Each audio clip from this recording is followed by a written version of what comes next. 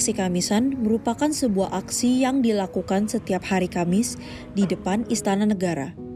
Dan aksi ini dipelopori oleh korban pelanggaran hak asasi manusia di Indonesia. Yang menjadi tujuan sekaligus tuntutan dari kegiatan aksi Kamisan ini adalah menuntut negara untuk menuntaskan pelanggaran HAM berat di Indonesia. Contohnya seperti tragedi Semanggi, Trisakti, dan tragedi yang terjadi pada bulan Mei 1998, dan peristiwa-peristiwa lainnya yang merupakan bagian dari kasus pelanggaran HAM berat di Indonesia. Saya Sumarsi, ibunya Wawan, nama lengkapnya Bernardinus Realino Norma Irmawan.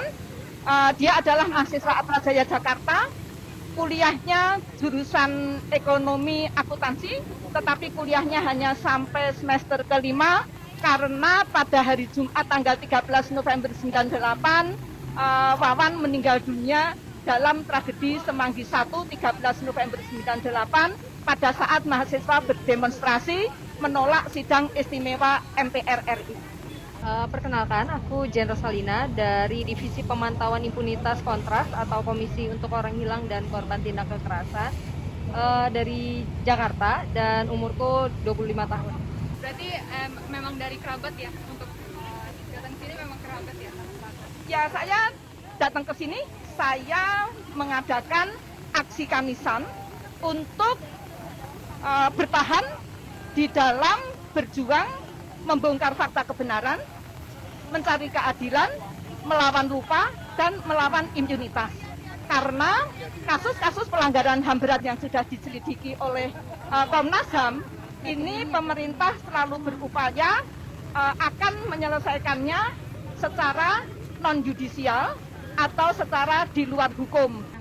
Aku di sini mendampingi aksi Kamisan sekaligus ikut menjadi peserta aksi Kamisan untuk mensupport keluarga korban pelanggaran HAM berat masa lalu di Indonesia, maupun sebagai masyarakat sipil juga untuk terus menuntut kasus pelanggaran HAM berat di Indonesia itu dapat diusut tuntas oleh Presiden sebagai pemangku HAM di negara ini, dan untuk Presiden segera menyelesaikan kasus pelanggaran HAM berat yang ada di Indonesia dan memenuhi hak-hak korban.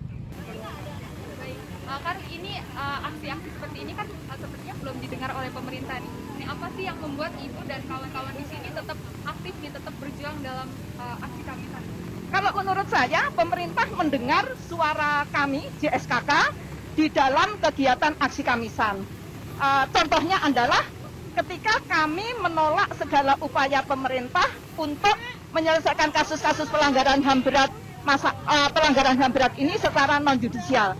Kami menolak ketika pemerintah membentuk tim penyelesaian kasus-kasus pelanggaran HAM berat masa lalu, kemudian pernah membentuk namanya Komite Gabungan Pengungkap Kebenaran dan Rekonsiliasi, kemudian pernah membentuk tim terpadu, kemudian juga pernah beredar tentang rancangan Perpres UKP PBHB, yaitu singkatan dari Unit Kerja Presiden untuk menyelesaikan kasus-kasus pelanggaran HAM berat masa lalu secara non-judisial. Nah, sekarang ini terbit Kepres nomor 17 tahun 2022 tentang tim penyelesaian non-judisial pelanggaran HAM berat masa lalu.